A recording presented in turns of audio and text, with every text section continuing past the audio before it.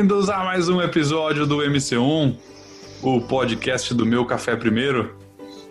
Mais uma vez aqui com o mega time de especialistas da Lever para bater um papo hoje sobre habilidades e competências.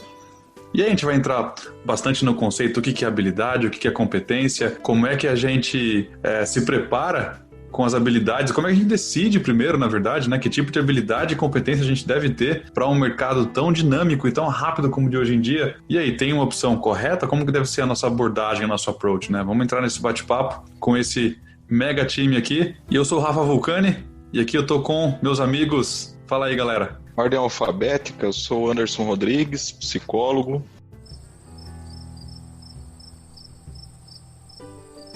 Achei que você ia dar sequência falando mais. O Edu deu uma hesitada aí na ordem alfabética, hein? Não, é que começou, né? Anderson Rodrigues, psicólogo, eu conheço o currículo, achei que ia ficar uns 5 minutos aqui.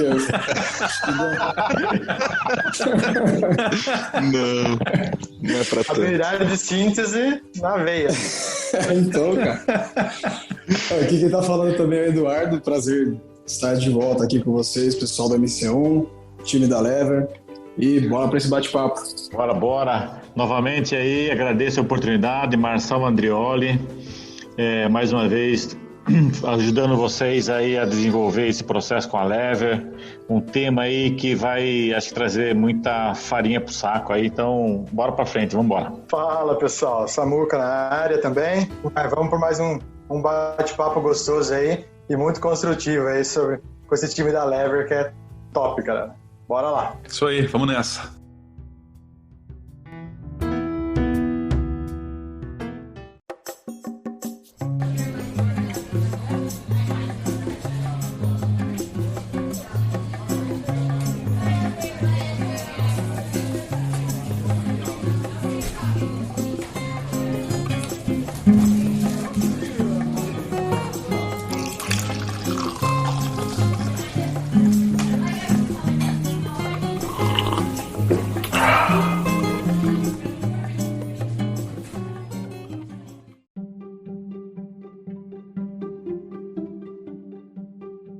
Então tá, a gente tem que começar por algum lugar aqui, né? Nesse assunto que é enorme, é super abrangente, vai falar de habilidades e competências. Aliás, é um assunto que é atemporal, né? A gente, não importa a época em que você viva, sempre vai ser um assunto válido. Claro que a lista de competências e habilidades vai mudar dependendo da sua época, mas é sempre um assunto ativo aí. Mas como é que a gente começa esse bate-papo?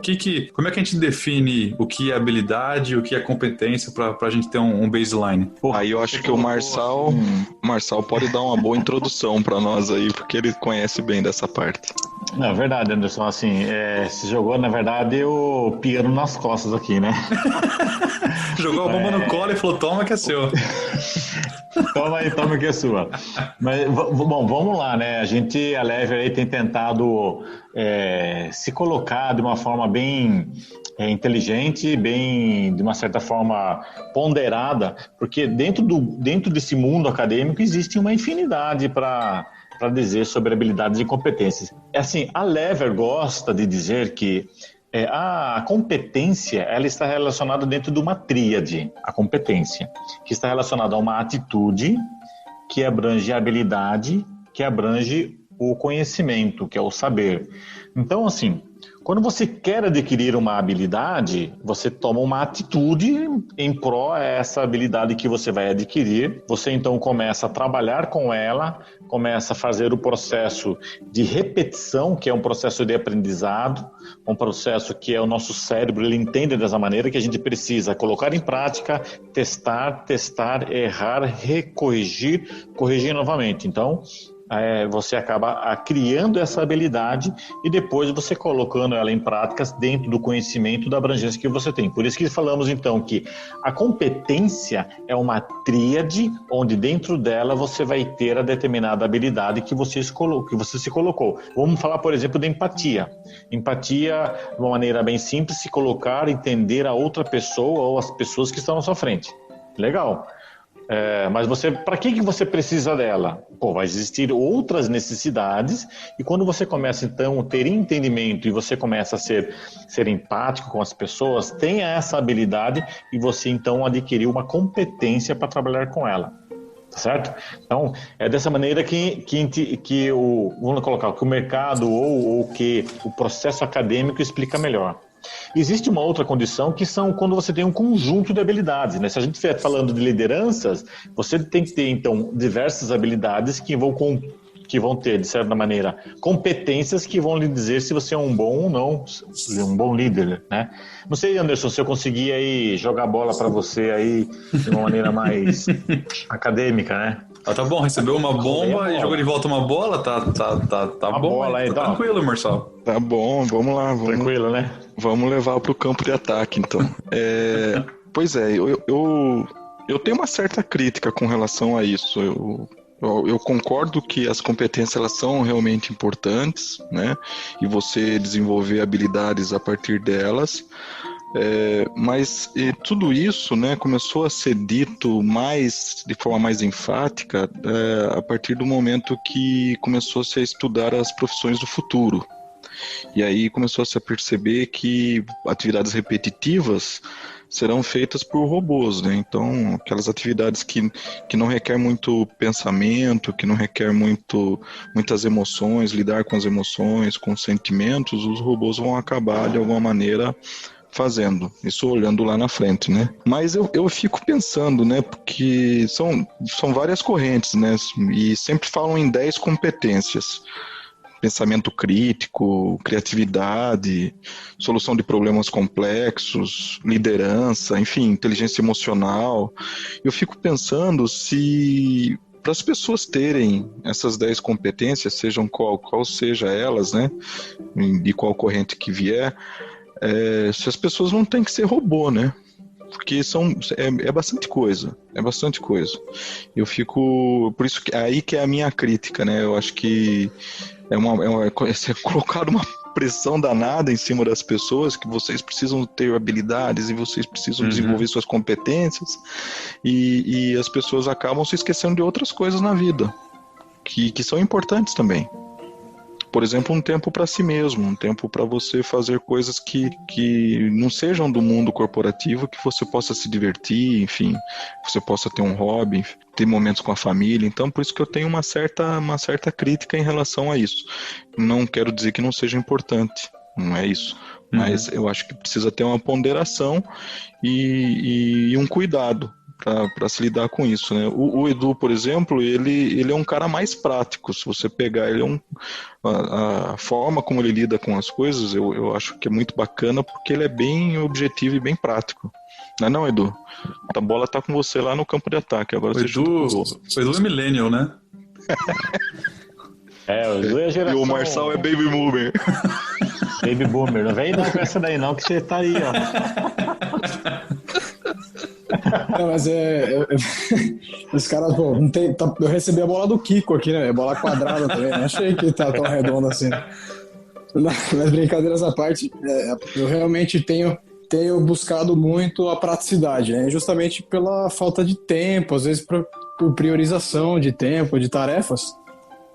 A própria maneira que eu desenvolvo, né? Busco desenvolver minhas habilidades e, enfim, competências. Eu tento fazer isso de maneira bem objetiva, porque é muita coisa para aprender. Então, eu sempre tento atrelar isso a uma necessidade que eu estou tendo no meu dia a dia. Então, sei lá, eu assumi um papel de liderança há alguns meses. Então, eu preciso desenvolver essas habilidades, que nem o Marcelo falou, de empatia, por exemplo, de maneira mais prática, eu preciso reagir rápido. Né? Então, eu tento, assim, aprender aquilo para que eu possa atender uma necessidade.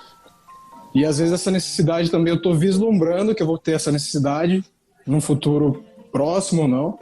E é uma das abordagens que eu uso, por exemplo, para tentar sair um pouco dessa roda dos ratos aí, né, que o Anderson comentou, que você fica correndo atrás de uma infinidade de coisas para aprender, para saber, e não dá, cara. É impossível. Então, existem aí práticas que cada pessoa, cada indivíduo vai determinar dentro da sua rotina, do seu cotidiano, que favoreçam que ela aprenda e desenvolva essas habilidades. Até porque também eu não gosto muito de só ficar lendo ou vendo vídeo. Eu já gosto de atrelar uma necessidade, porque a maneira que eu acredito que a gente aprende bem mesmo é fazendo, né? Então, eu tento sempre atrelar esses dois fatores de necessidade e comportamento, habilidade ou competência, para que eu já possa também ir testando e aprendendo, né? Para ver se faz sentido aquilo que eu estou vendo na literatura, aquilo que eu ouvi falar e como que isso se reflete no meu dia a dia.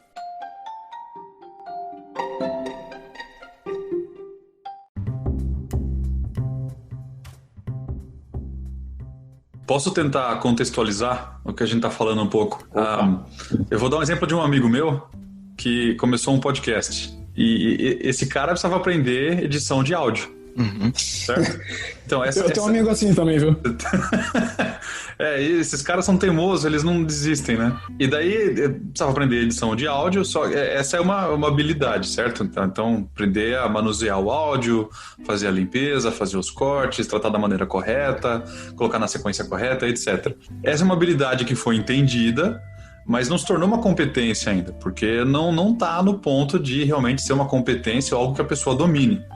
Então, eu entendo que... vocês me corrigem se eu estiver falando alguma abobrinha aqui.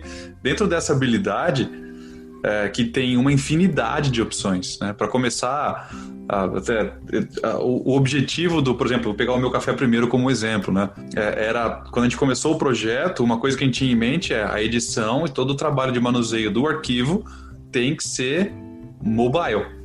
Ninguém queria ficar preso no computador editando durante horas, então eu quero poder editar no celular, editar no tablet para ter certa flexibilidade. E aí a primeira coisa que você faz é o quê? Joga no Google quais são as opções disponíveis no mercado hoje para editores mobile. E vem uma lista de 200 aplicativos lá. Aí você testa alguns, começa a aprender como eles funcionam, adquire uma habilidade um pouquinho melhor em alguma coisa ou outra e vai avançando, vai repetindo, né? Até aquilo se tornar uma competência ou tá perto, tá encaminhado para se tornar uma competência. Então, assim, essa é uma habilidade, então, manusear esse editor. A outra é poder editar o áudio em si, poder manusear o arquivo. Isso tudo depende de repetição, depende do que vocês falaram de ter essa resiliência de testar e procurar e aprender até se tornar uma competência. Mas uma coisa que eu queria conectar com isso, que foi até que o Anderson comentou, é a questão de saber até onde eu quero ir com essa competência, né? Porque esse, por exemplo, todo o assunto correlacionado com tecnologia hoje em dia, como edição de áudio, ele não para. Todo dia, se eu acessar procurando uma tecnologia nova, uma opção nova, vai ter uma opção nova. E se eu quiser ficar maluco, querendo sempre ter ali, tá na ponta da lança, com a última tecnologia, com a última ferramenta, cara, eu consigo ficar maluco muito fácil, porque isso não para nunca. Então, assim, como é que a gente define esse marco de até onde eu quero ir com a minha competência, né? E tendo ali um equilíbrio entre, ok, isso atende a minha necessidade, isso atende a minha posição no mercado hoje e é satisfatório. E não ficar maluco com sempre querer estar na ponta da lança com a última tecnologia, com o último conhecimento, com o que é de mais novo que tem aí fora. Com esse volume de informação que inunda a gente hoje em dia.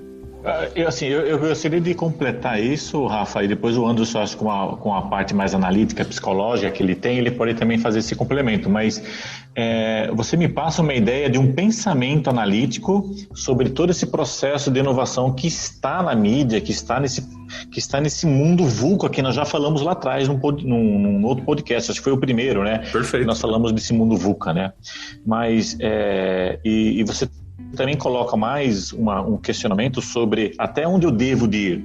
Mas isso até onde devo de ir é uma premissa do indivíduo, né? É uma necessidade dele. Porque tem pessoas que ela está mais propensa a ter mais uma necessidade de ser mais empática com os outros do que ela ser perfeccionista. E isso está relacionado a pessoas que têm essa característica ou essa personalidade de sempre buscar o perfeito daquilo que faz. Até o Anderson tem um comentário, ele fala, o bom é inimigo do ótimo, né? Agora, outro dia ele fez um outro comentário que eu achei muito interessante.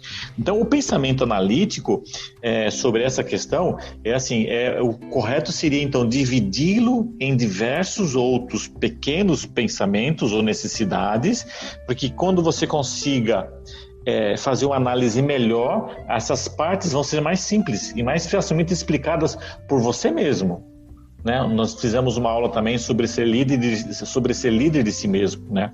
Então, esse pensamento ele vem e é importante destacar que é uma distinção entre uma necessidade que eu estou avaliando de uma intuição que eu tenho do que está que está disponível no mercado. Né? Então isso cabe mais à personalidade da pessoa em si. Acho que o Anderson ele pode complementar um pouquinho mais, porque tem um lado pessoal psicológico sobre isso, né, Anderson? Eu acho muito legal esse exemplo que você trouxe, Rafa, porque deve ter uma porção de jovens com essa mesma angústia, né? E só um parênteses rapidinho, Anderson. Esse exemplo que eu dei é banal. A gente está falando de um hobby, né? Agora, você pode contextualizar com um profissional de programação, por exemplo, que tem uma velocidade muito mais agressiva de mudança. Exato. Então, e o jovem que está dentro da universidade, quando ele sai no último ano, aquilo que ele aprendeu no primeiro já está desatualizado. Isso, Então, é muito rápido, né? E daí eu não vou nem tanto pro aspecto psicológico ou psicanalítico do termo, eu vou pro lado do Edu, e aí eu deixo um link para ele, porque está atrelado a uma necessidade, né? Você precisa entregar um resultado. Você vai ter aí, nesse exemplo que você trouxe, uma perspectiva para atender, uma ideia de qualidade e de resultado. Então, o seu conhecimento vai ter que ser aprofundado, e as ferramentas que você vai encontrar, ela vai até atender esse nível de serviço que você quer entregar, né? Ou no exemplo que você deu, quer entregar. E acontece que essa régua, ela vai aumentando, né? Ela vai ficando cada vez mais alta para você poder alcançar e evoluir, e a concorrência está aí para te empurrar nisso. Com relação a investimento de energia, que eu acho que é um pouco o que o Marçal quis dizer, né? Se pensar em energia psicológica ou energia psíquica, eu gosto do exemplo de equilibrador de pratos, né? Nós temos vários pratos na nossa vida que a gente vai equilibrando. Tem o prato da família, tem o prato da nossa carreira, da nossa profissão, tem o prato dos amigos, a gente não pode esquecer desse prato também. E aí, dependendo de quanto você fica rodando cada prato, um outro vai ficando mais balangando, e pode chegar até cair e quebrar. Que é isso que a gente não quer que aconteça, né? Então, a primeira coisa é definir quais pratos que você tem na sua vida e quais aqueles que estão balangando. Se esses que estão balangando, se eles não são importantes para você, para que você possa desinvestir ou deslocar um pouquinho de energia disso que você está investindo tanto, para equilibrar um pouco mais esse prato e manter. Aí, se a gente fala, manter a vida em equilíbrio. Eu gosto dessa imagem, assim, para pensar em equilíbrio.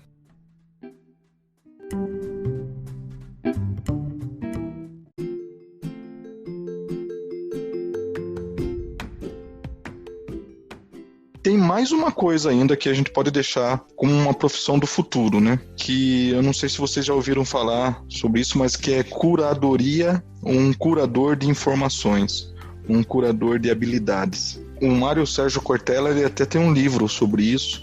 Ele fala, o nome do livro é A Era da Curadoria. O que importa é saber o que importa. Você veja até onde a filosofia, né?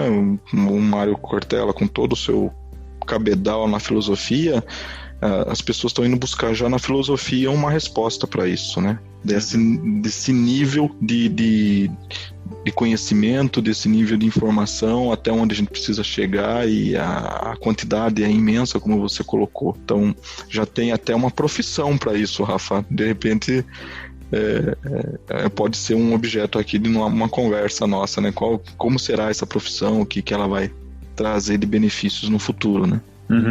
Isso resume bem o que a gente acabou de falar, né? Você saber o que realmente faz sentido e qual é o pratinho que você quer deixar girando e qual que deve cair e quebrar mesmo, porque já foi a época dele, né?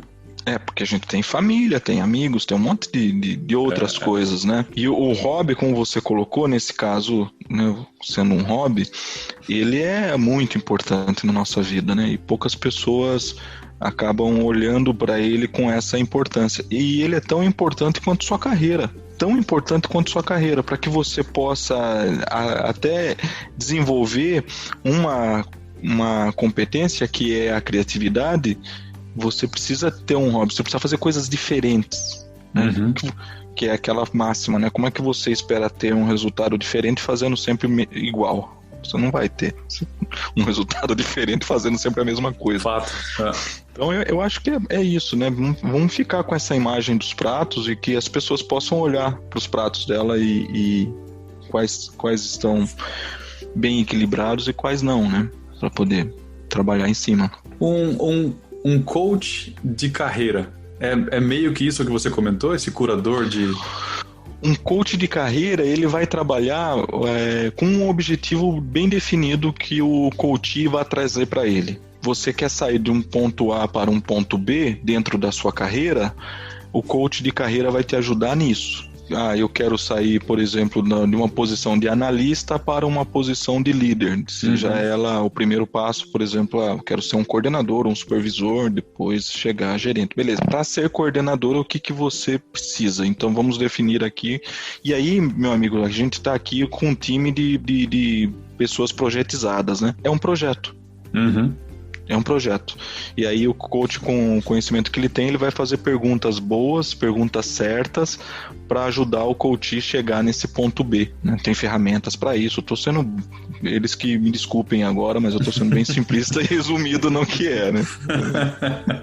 São em torno de 13 sessões, dura em torno de 2 meses, 3 meses um processo, varia muito, mas em geral é isso. Viu, Anderson, mas você foi certeiro, apesar de ter sido simplista, mas você foi certeiro, porque a definição do ponto A para o ponto B, quem define é o coach, né?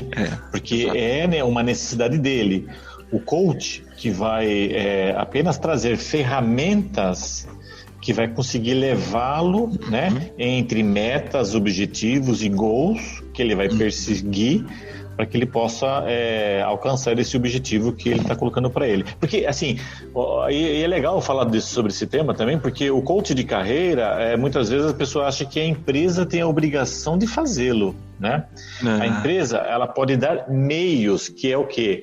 Abrir portas para que ele possa ir para um departamento, ele possa, quando ele está objetivando certa mudança de carreira, ela pode dar essa oportunidade, mas ela fazer com que isso aconteça com ele é mais improvável, né? Existem programas de desenvolvimento pessoal dentro da empresa, mas o coach de carreira, que o Rafa até colocou como início da conversa aí, eu acho assim que a busca muitas vezes a pessoa, que nós começamos a falar lá atrás no início, né? A pessoa sai da faculdade com um monte de aprendizado e ele fala assim, eu vou sair da faculdade para fazer o quê agora? Qual é a minha profissão? O que eu vou fazer? Né? Muita gente sai sem saber o que fazer e começa a trabalhar, aí aparece vários industriários. Eu me formei como administrador de empresa, mas eu estou sendo aqui trabalhando na qualidade, né? Então, por quê? Porque não houve um foco mesmo, né? Não houve um pensamento analítico sobre o que você faz. E essa foi uma das primórdias porque surgiu a Lever, né? Com esse pensamento de querer ajudar essas pessoas. Tem um nome para essa pessoa sem foco e sem saber o que está fazendo. É estagiário. Meu Deus do céu. Não é fácil, viu, cara? Mas olha, mas isso, olha, eu vejo no Brasil muito isso, porque outro dia eu estava conversando com uma pessoa e ele falou assim, não, a gente faz o seguinte, eu estou pensando em melhorar aqui o meu e-commerce, a gente contrata alguns estagiários, porque estagiário não faz porra nenhuma, então vamos colocar ele aqui para fazer serviço. Você quebra a pessoa, né? Não é isso, né? Esse seria o objetivo, né? Nós como contratantes, né, ou como pessoas, temos que pensar no outro como um início de carreira, né? Então nós temos que ter essa preocupação e o cuidado, porque senão se torna isso, né? Judiado uma pessoa, não acho correto, né? E a Lever vê o custo disso, né? A imagem que me veio à cabeça é do John Travolta no filme Pulp Fiction, que ele fica andando pra lá e pra cá, tem até um meme dele fazendo isso. Ele tá procurando a porta que ele tem que entrar lá, né? Lembra desse meme? Eu lembro. Eu lembro. Não, mas sacanagem à parte, né? O estagiário, ele tá num estágio que ele tem uma série de habilidades, né? Ele traz uma carteira gigante de habilidades da formação dele, mas ainda com competências de desenvolvimento, né? Esse cara precisa de suporte ali para desenvolver e se tornar competente naqueles assuntos, né? É bonito de ver até, porque é um mundo que se abre, né? É um mundo que se abre. Ele tá dentro da universidade, ele já...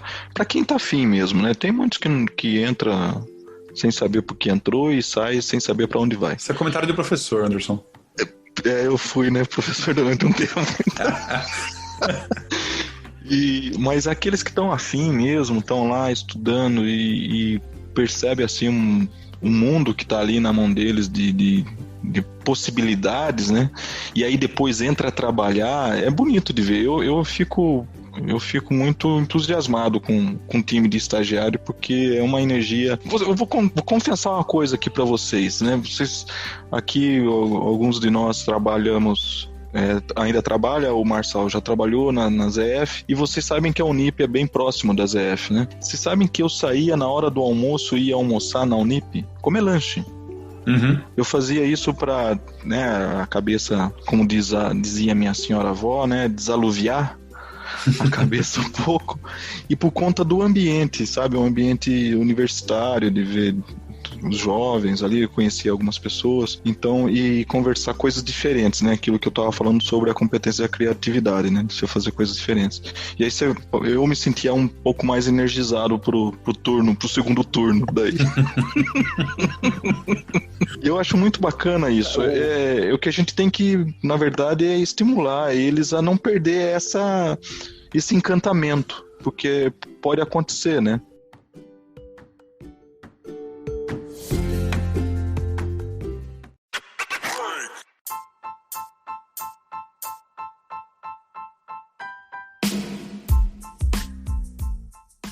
Aproveitando esse gancho que você trouxe dos próprios estagiários, que eles têm essa questão da criatividade bem aflorada, né? Talvez não só da idade, mas do incentivo que eles têm. Eu noto que, às vezes, alguns líderes ou algumas empresas, assim que esses estagiários ou trainees, ou seja como eles entrem na empresa, a gente tende a limitá-los e querer doutriná-los à cultura, às vezes, da organização, algum tema.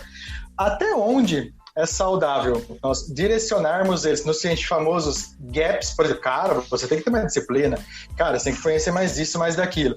E a gente também não acaba limitando coisas super importantes que gostamos tanto que eles tenham. Até onde vai esse limite, né, de desenvolvimento das pessoas por famoso gap, e aonde nós deveríamos trabalhar de verdade, assim, cara, você é criativo, velho, então vamos explodir isso, né? Até onde vai esse limite? Como que você vê isso no mercado? Aí a gente está falando de ajudá-lo a ter um pensamento crítico, que também é uma competência. Então ele vem com mais facilidade, talvez, né? A gente aqui está fazendo elucubrações, né? Ele venha com uma facilidade de ter mais criatividade, por não ter tantas restrições que a gente vai aprendendo ao longo da vida, né, tendo mais crenças limitantes, talvez ele tenha mais possibilidade de criatividade. Só que daí vem o gestor e ele precisa ajudá-lo a ter também pensamento crítico, que é também uma competência, né? Que ele ensinando o jovem a observar. E, cara, você vê as veinhas, né? Ou os veinhos, aqui em Sorocaba é veinho, né? Eles sempre têm aquelas frases que são porretas, né, cara? Você tem 2 ouvidos e uma boca. Então, aprenda a observar, né, a situação, a construir, a analisar os cenários, né? Outra coisa que a gente precisa ajudá-los a ter foco. A quantidade de informações, como a gente estava falando agora há pouco, e a facilidade, o nível de interrupções é muito alto. Então, e uma coisa que o Edu falou no último vídeo dele sobre produtividade, né? A pessoa ser multitarefas não quer dizer que ela seja produtiva. Uhum. Então, a gente precisa ajudá-los também com isso, né? Mas, sabe, Samuel, o que você perguntou abre espaço para a gente falar sobre curiosidade. E isso o jovem tem, né? O estagiário tem. A gente tá falando de jovem, mas se vocês pegarem o último filme do Robert De Niro, né? O Senhor Estagiário, por que não, né? Vocês já assistiram esse filme? Puta filmaço. Muito bom. Acho que não. Puta, assista esse filme, é muito bom. Ele já era aposentou como VP da área comercial de vendas e entrou de novo como estagiário numa empresa. Então, a curiosidade, a gente tem que ajudá-los a não perder isso, né? E que eu acho que o que traz um pouco de brilho nos olhos dos jovens, né? Ajudá-los a ter empatia. Tudo isso que eu estou falando para vocês fazem parte dessa competência que é pensamento crítico. Autoconhecimento, que é uma coisa muito importante que passa pela nossa vida toda. A gente precisa, né, desenvolver cada vez mais o nosso autoconhecimento. Ele tem uma avaliação objetiva, que daí o Edu gosta muito disso, dessa parte mais objetiva, eliminando os fatores subjetivos. Ele tem que ter uma habilidade analítica. Tudo isso, gente, é papel do mentor que está dentro da empresa, né? A gente brincou tudo com o papel de estagiário, mas nós, enquanto gestores ali, nós somos mentores para eles, né? Nós somos referências, e isso é muito sério. A gente brinca aqui, mas isso é muito sério. Ser mentor de alguém na fase de estágio é uma coisa muito séria, é uma responsabilidade muito grande. Que pode acontecer o que você falou, Samu, a gente acabar limitando eles e fazendo com que eles deixem de ser o que é mais legal da parte dessa fase da vida, né, que é a curiosidade em querer aprender, a vontade de aprender e de crescer. Eu colocaria um pouquinho a mais sobre o que o Samuca colocou, né, no sentido assim dele falando da cultura, que muitas vezes ele tem que se enquadrar dentro da cultura. Isso realmente existe, né? Cada empresa tem uma determinada cultura, então a gente poderia colocar por níveis, né? No primeiro momento, todo mundo que entra para dentro de uma empresa e assina o contrato de trabalho, ele está assinando porque ela vai pagar para que ele trabalhe dentro daquela forma objetiva, daquela maneira que ela enxerga, que é bom para ela, para a empresa. Então, assim, todos nós estamos condicionados à cultura da própria empresa. Isso não é só o estagiário, isso está dentro dos menos favorecidos, está dentro da produção, está dentro aí dos departamentos, dentro da liderança, não importa. É óbvio que tem assim um certo limiar entre o que eu posso, o que eu não posso e como devo de fazer. E tem aí dentro disso a liderança como um todo. E a gente foca muito no estágio, porque a Lever teve a grande preocupação desde quando nós começamos a falar sobre esse início de trabalho desses jovens aprendizes que estão entrando na faculdade, começando o estágio, ou estão acabando de se formar, né, e estão à procura do estágio, ou acabaram de ser efetivados, o líder, ele é a peça-chave, né, de um tabuleiro de xadrez ali, é o rei ali, né, é o mais importante para que ele possa demonstrar a sua criatividade. Tá certo que as habilidades e competências que ele saiu da empresa, da faculdade, nem sempre é o que a empresa está procurando, né? Mas ela pode estar procurando sim, se é uma pessoa que tem uma iniciativa, se é uma pessoa que tem uma certa criatividade, um pensamento fora da caixa, né, que a gente chama isso de think outside of the box, pode ser, né, ele tem uma originalidade dele mesmo. Então, e muitas vezes, eu acho que o Edu ele pode fazer um complemento sobre gestão de projetos, onde muitas vezes esse tipo de pessoas, que são pessoas novas, que são principalmente estagiários, tem que ser diferente. E é legal você colocar ele dentro de um problema que está acontecendo agora. Porque olha só como é interessante, né? Depois o Edu pode me complementar. A criatividade, ela está relacionada numa capacidade humana que eu acredito que é de maior valor universal. Porque todo mundo é criativo, independentemente para que tipos de criatividade nós podemos estar pensando. Mas a criatividade, ela está em todas as áreas. Mas a criatividade, o que é importante dela, a gente ressaltar sobre pessoas novas que estão entrando e na sua originalidade, é que ela tem, principalmente, ela vai ter uma percepção do problema. E essa percepção, ela vai então teorizar ou a teorização de um determinado problema e depois a consideração e a produção da solução. Olha só que interessante. Nós temos um problema. No Nordeste não chove, falta água. Porra, como é que eu vou fazer para chegar a água daquele povo? Né? Fazer chover? Não tem como. Não tem desenho que vai lá, joga pílulas nas nuvens e as nuvens começam a formar e já não existe isso. Né? Jogar sal, né? Bombardear as nuvens lá de sal. Então, a percepção do problema é interessante para aquilo que pode ser feito ou não. De repente, eles já geram e falam assim, pô, não podemos fazer a transposição do rio tal para tal? Porra! Então aí você vem para tentar teorizar como isso pode ser feito, como colocar isso então e recolher os dentro desse projeto. Então muitas vezes esse think out the box, né, que pode ser colocado, como é que o estagiário ele pode participar? Por exemplo, o Edu estava fazendo sobre gestão de projetos e teve ali no curso dele diversos estagiários que estavam ali, cara, e deu show quando ele foi colocar como que era o nome do Miro. Do Miro, né? Porra. Eu estava só acompanhando, eu estava fazendo análise. Eles terminaram o seu desenvolvimento do projeto muito rápido. Mas por quê? Porque ele ainda não tem barreiras, né? A empresa cria muita barreira sobre a criatividade das pessoas e ele ainda não tem. Então isso que é bom quando o estagiário ele começa. E a gente tem que ter o líder, né? Ele tem que ter essa líder, supervisão, a coordenação, não importa a área em si, a pessoa, mas tem que ter essa visão crítica sobre essa criatividade inata que está ali, porque ele não perdeu ainda, porque isso ela começa desde a infância, né?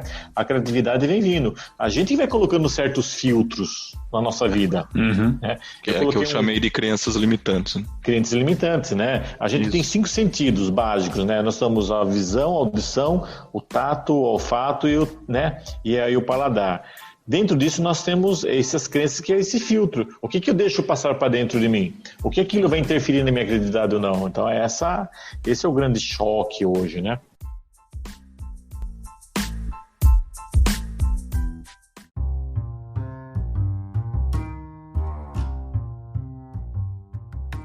Percebi que a gente acabou focando muito na habilidade de criatividade, né? E aí a gente entra também um pouco falando de inovação, que é a transformação das ideias criativas em valor mesmo, né? A materialização disso através da execução. Edu, Oi. Deixa eu fazer uma pergunta. Quanto vale uma ideia? Eu respondi isso daí no outro lá, só a ideia, assim, não vale muita coisa, né? Vale $1. Vale $1, uma ideia boa, vai. E aí eu gostaria de trazer 2 fatores, né, que talvez favoreçam o fato da gente ter esse tipo de percepção. O primeiro deles é que uma cultura de inovação, uma cultura de criatividade, ela permite erro. Ninguém é crucificado porque cometeu um erro. E porque todo processo criativo, todo processo de inovação, ele tem muita chance de falhar. Né? E a partir dos incrementos que você vai entregando, que você vai chegando realmente no valor, você vai entendendo, interpretando aquela ideia que foi se materializando.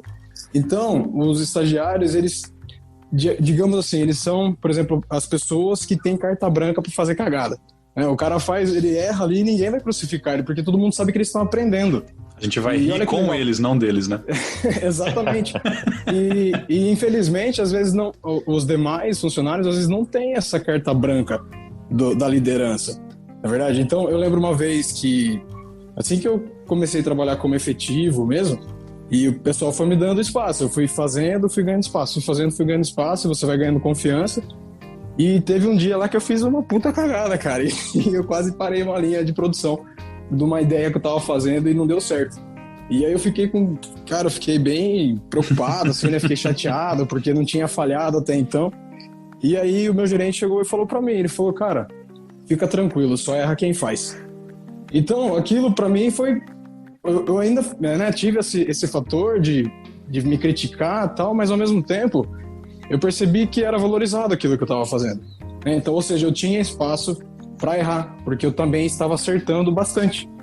Então, isso favorece muito a cultura de inovação e que vem da criatividade. Né? Um outro fator também é que os estagiários, eles vêm desses outros ambientes. E a criatividade e a inovação, ela está muito atrelado ao fato de você conseguir fazer conexões. Então, às vezes, quando você consegue juntar várias ideias de vários contextos diferentes, é aí que você entrega uma ideia inovadora, é aí que você entrega um projeto inovador.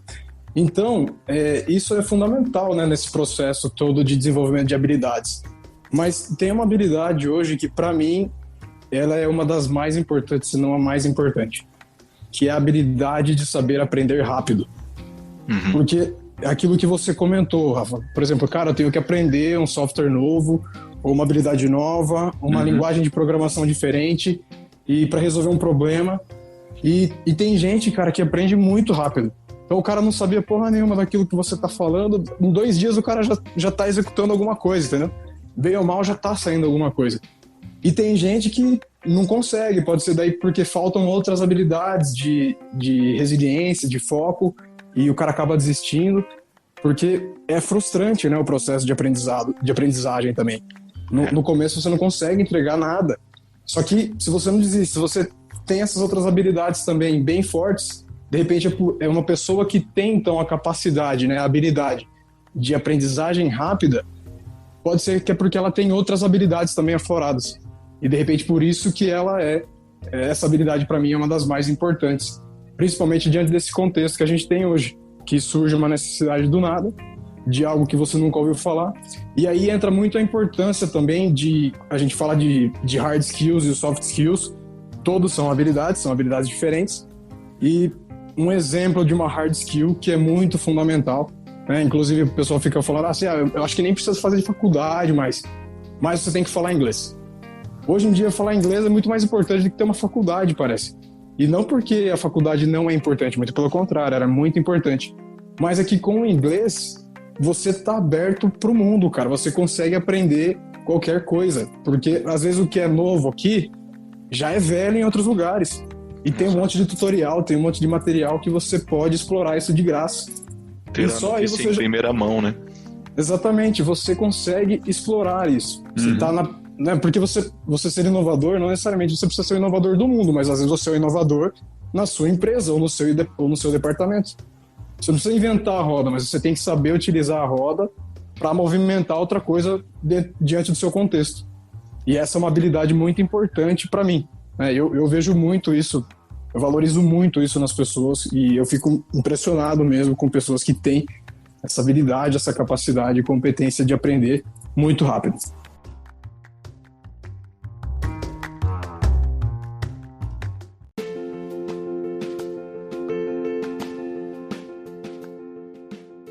Eu dei uma buscada rápida entre competências. Eu tentei colocar no Google, né, para ver assim, se tinha uma resposta.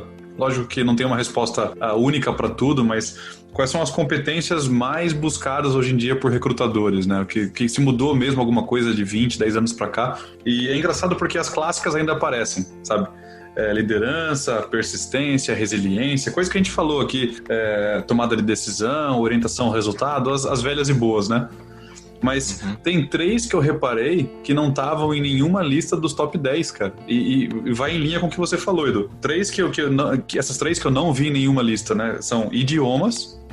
Então você ter um inglês, ter um chinês, que é uma língua crescente no mundo, um alemão, japonês, espanhol, que se fala em metade do planeta aí, né? Inteligência emocional, também não estava na lista dos top 10, de algumas que eu vi. Resolução de problemas. Eu vejo de forma muito conectada a questão de resolução de problemas com aprender algo rápido, porque é, na verdade, conseguir achar caminhos e conexões, como você bem disse, dentro daquilo que é novo e também ter na sua cabeça, no seu background, a aceitação de que errar é ok para você aprender aquilo novo muito rápido. Porque é como você querer aprender a correr antes de andar, né? Você vai cair muito mais, com os tombos muito mais impactantes. Mas você vai aprender, no fim das contas, do mesmo jeito. Mas é a capacidade de aceitar aquilo e estar pronto para repetir aquilo também. Bom, Rafa, Exatamente. Posso pegar o seu gancho, Rafa, junto com o do Edu? Todos eles. Olha só, eu vou tentar do meu jeito depois aí, o pessoal, eu vou jogar a bola pro Anderson, ele se vira depois, ó. Mas olha só, se não me falha a memória, há um professor, ou havia um professor, acho que há um professor em Harvard, que ele chama-se Gardner, e ele fala muito sobre as inteligências múltiplas, né? Que está relacionado, eu acho que a condição verbal, a maneira como a pessoa se expressa, ela fala, ela entende a forma linguística, que é o que você falou agora das línguas. Tem aquele interpessoal que está relacionado à empatia. Tem a intrapessoal, aquela que é o autoconhecimento, aquela pessoa que sabe o que ela necessita, o autocontrole. Tem aquele que está relacionado ao naturalista. Tem a corporal, aquele que consegue fazer uma visão sobre o seu próprio ser, né, e resolver problemas. Tem a parte musical, que tem pessoas que têm essa aptidão, e tem a lógica, né, que é aquela que o Edu estava falando no sentido assim, que aprende muito rápido a resolver problemas complexos, né? E o ideal de tudo isso é que existe a neurociência que vem por detrás, e ela vem junto com o pensamento sobre a funcionalidade do nosso cérebro, aonde que para mim conseguir aprender, hoje eu preciso desaprender, porque eu tô com 20, 30, 40, 50 anos, principalmente o Anderson, que é a geração Baby Boomers aí, que tá com 50. Devolveu, né? Você imagine, 40 anos aprendendo uma coisa, sempre fazendo da mesma forma, e tem que desaprender tudo aquilo que ele aprendeu, né? Por quê? Porque nós aprendemos através da repetição, como nós falamos. Eu preciso, uma habilidade eu aprendo fazendo repetições daquilo mesmo que eu pretendo adquirir. E aí o que serve, eu mantenho, o que não serve, eu jogo fora. Seja ele, se eu tenho uma aptidão, uma inteligência emocional para resolver problemas lógicos, é óbvio que eu vou conseguir sair na frente dos outros do que aquela pessoa que tem uma empatia, ela tem mais soluções rápidas para problemas empáticos do que uma pessoa pensar logicamente. Por isso que a funcionalidade do nosso cérebro, como criança, ela aprende a gatinhar. Quando ela tem uma força na perna que sustenta a sua própria cabeça, ela consegue então manter o equilíbrio. Então ela vai primeiro gatinhar, depois manter o equilíbrio, para depois começar a dar os primeiros passos. E aí é repetição e assertividade, né? Então assim, junta-se toda essa condição entre que o Edu falou muito bem colocado sobre essas habilidades, e você puxou por esse lado, e aí eu vejo essa visão, né, de Gardner no sentido da inteligências diferenciadas, né, ou múltiplas que ele coloca, né? Eu acho que o Edu trouxe uma fala muito, muito assertiva, mas aí a gente precisa também pensar em como fazer, né? Como dar um pouquinho de ideias para as pessoas e como ter essa forma de aprendizagem rápida, né? E ainda atrelado com o que eu falei lá do curador de informações, curador de conhecimentos, né? Que a gente falou um pouquinho no primeiro bloco. Eu vejo que a maior dificuldade é você abandonar o que você já sabe. Você deixar, e por isso que a palavra é desenvolvimento, você se deixar de lado aquilo que você já sabe, igual o Marçal falou, você aproveitar aquilo que é realmente bom, e aquilo que já passou, e você ir atrás de algo novo, né? Ou se a gente pegar pelo que o Taleb, né, que ele falou no livro dele, Antifrágil, não é se adaptar às dificuldades, né? Mas é você estar à espera delas e preparados para elas, né? Ou estar preparado é estar ativo. E aí nisso vem um aprendizado. Então você vê que o resiliente já era. Agora é você ser antifrágil. Então é você voltar da condição que você enfrentou melhor, né? E para você voltar melhor, você tem que ter um processo de aceitação, que é aquilo que a gente falou agora há pouco de autoconhecimento, uma busca ativa, que vai de encontro com o que o Edu falou. E eu concordo com o Edu, eu acho que é uma característica que todos nós temos que ter, e quanto mais jovens isso pode estar mais aflorado, e quanto mais velhos, não existe mais aquele pensamento, né? Eu saí da faculdade, eu fiz uma pós, ou eu fiz um MBA, ou eu fiz um mestrado, eu fiz um doutorado, eu não quero mais aprender, tá? Você não pode não precisar mais aprender sobre a sua carreira, mas você pode aprender, por exemplo, a como fazer a edição de um vídeo, você pode aprender como fazer um podcast, por que não? A gente pode começar a vender esse serviço aqui. Exato. Aliás.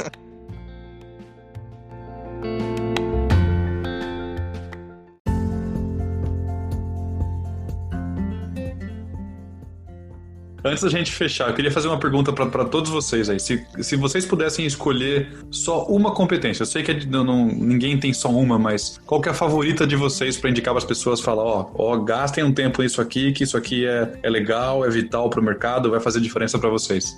Eu posso começar. Eu acho que, na minha visão, para quem está buscando uma colocação, uma recolocação, ou ele está buscando um cargo de liderança, porque cada um vai falar de uma parte, é óbvio, né? Eu colocaria a inteligência emocional, que eu acho que é uma que a pessoa, ela é muito importante, ela tem crescido muito no sentido da empatia, no sentido do autocontrole, do controle das suas emoções, no sentido de você sempre estar aprendendo. E a empatia, ela se torna empatia cognitiva, emocional e solidária, né? Então eu acho que para mim, é óbvio, tem muitas outras, se eu fosse colocar, eu colocaria essa, porque Daniel Goleman, ele fala bem assim, que é a capacidade de identificar os nossos próprios sentimentos e dos outros, né? E nos motivarmos e de gerir bem as emoções dentro de nós e nos relacionamentos. Então eu acho que o mundo precisa dessa inteligência emocional, eu acho que é algo importante, seja na vida pessoal, seja na vida profissional. Então eu colocaria dessa maneira para as pessoas aí, certo? Boa. Você roubou a minha, Marcelo, mas tudo bem, vou pegar outra aqui. Eu fico com a quinta disciplina do Peter Senge. De ter essa, e aí vai de encontro com o que o Edu falou, de ter essa capacidade de aprendizagem a vida toda. Eu acho que a vida toda a gente precisa aprender. Não perder o brilho nos olhos por aprender. E aí, pessoal, é tudo aquilo que vem a te dar prazer. E aí você precisa descobrir isso. Então, eu fico com essa. Eu concordo com o Marçal, inteligente, sendo eu psicólogo, como não concordaria com ele.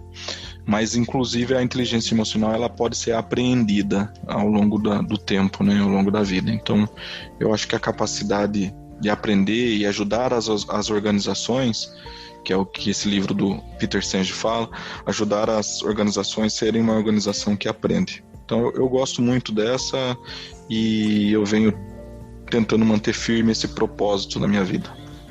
Show de bola. Eu já escolheria, acho que um pouquinho bem diferente, né, um pouquinho bem diferente de vocês, é a comunicação. Comunicação e persuasão, porque é uma habilidade, uma competência muito difícil de dominar mesmo, né? E você percebe que pessoas que sabem se comunicar bem, assim, com clareza, objetividade, assertividade, em diferentes contextos, essas pessoas normalmente elas são destaques, né? Independente do meio que seja. Sempre tem aquela pessoa na família que se relaciona bem com todo mundo, porque ela sabe se comunicar. E não tem como você se comunicar bem sem você ter empatia, né? Porque você tem que saber trocar informação, saber falar o que a pessoa quer ouvir, também conseguir colocar a sua ideia de maneira que você convença a pessoa, não de que você está certo, mas daquilo que você está falando, né? Ela tem que ter um embasamento, você vender aquilo. E eu já vi pessoas brilhantes que não têm essa habilidade e elas ficam no esquecimento. Elas não conseguem se destacar mesmo sendo muito boas em determinadas outras habilidades. Então, eu acho que comunicação é chave. Principalmente agora, onde dificilmente o que você faz um robô não executa também. Então, essa habilidade de se comunicar mesmo, de se conectar, inclusive, também, né?